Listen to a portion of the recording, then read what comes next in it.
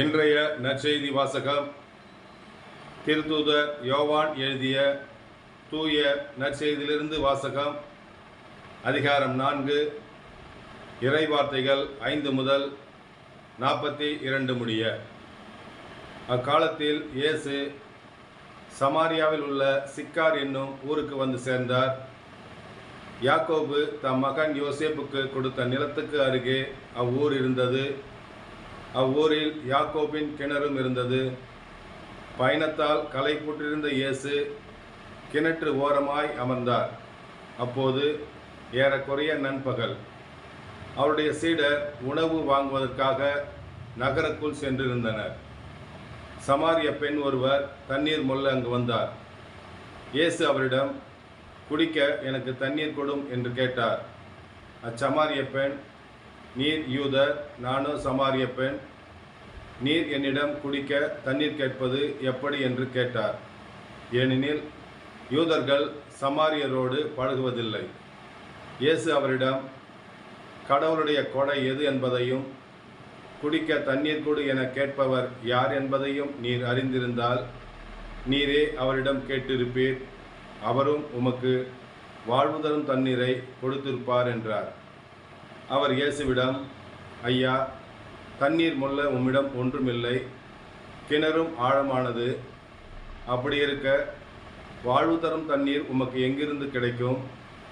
M தந்தை யாக்கோபை விட நீர் பெரியவரோ? அவரே எங்களுக்கு இக்கிணற்றை வெட்டி தந்தார். அவரும் அவருடைய மக்களும் கால்நடைகளும் இதிலிருந்து தான் தண்ணீர் குடிப்பது வழக்கம் என்றார். இயேசு அவரிடம், இந்த தண்ணீரை குடிக்கும் ஒவ்வொருவருக்கும் மீண்டும் தாகம் எடுக்கும்.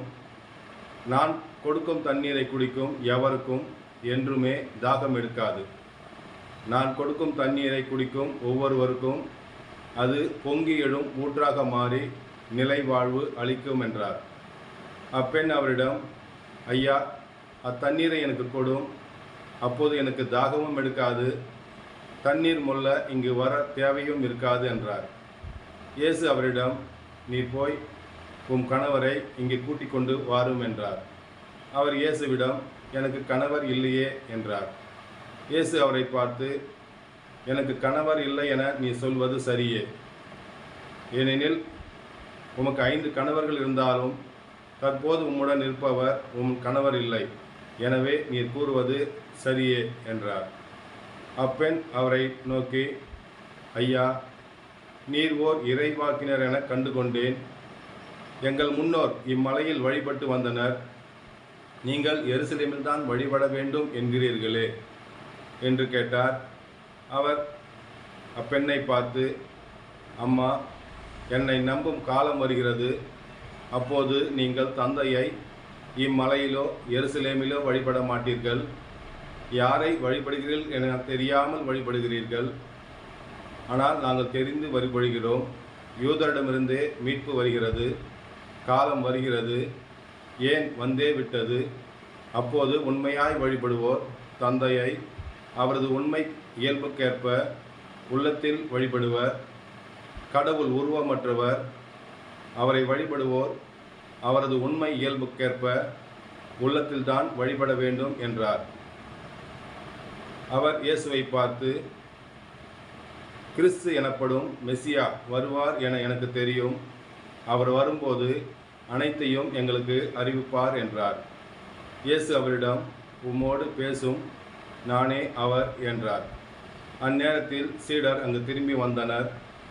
பெண் ஒருவரிடம் அவர் பேசிக்கொண்டிருப்பதைக் கண்டு அவர்கள் வியந்தனர். எனினும் அவர்கள் என்ன செய்ய வேண்டுமென்றோ அவரிடம் என்ன பேசுகிறேன் என்றோ எவரும் கேட்கவில்லை.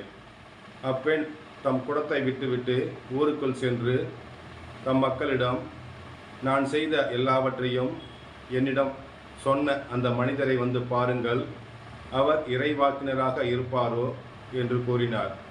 அவர்கள் ஊரிலிருந்து புறப்பட்டு இயேசுவிடம் வந்தார்கள். அந்நேரத்தில் சீடர், ரபி, உண்ணும் என்று வேண்டினர். இயேசு அவர்களிடம், நான் உண்பதற்குரிய உணவு ஒன்று உண்டு, அது உங்களுக்கு தெரியாது என்றார். யாராவது அவருக்கு உணவு கொடுத்திருப்பார்களோ என்று சீடர்கள் தங்களிடையே பேசிக்கொண்டார்கள்.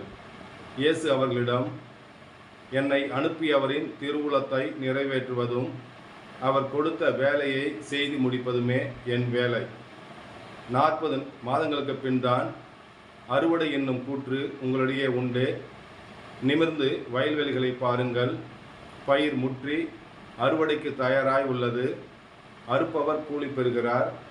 நிலை வாழ்வு பெறுவதற்காக மக்களை கூட்டி சேர்க்கிறார். இவ்வாறு விதைப்பவரும் அறுப்பவரும் ஒருமிக்க மகிழ்ச்சி அடைகின்றனர். நீங்கள் உழைத்து பயிரிடாததை அறுவடை செய்ய நான் உங்களை அனுப்பினேன்.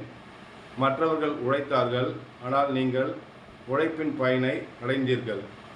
இவ்வாறு விதைப்பவர் ஒருவர், அறுவடை செய்பவர் வேறு ஒருவர் என்னும் கூற்று உங்களிடையே உண்மையாயிற்று என்றார்.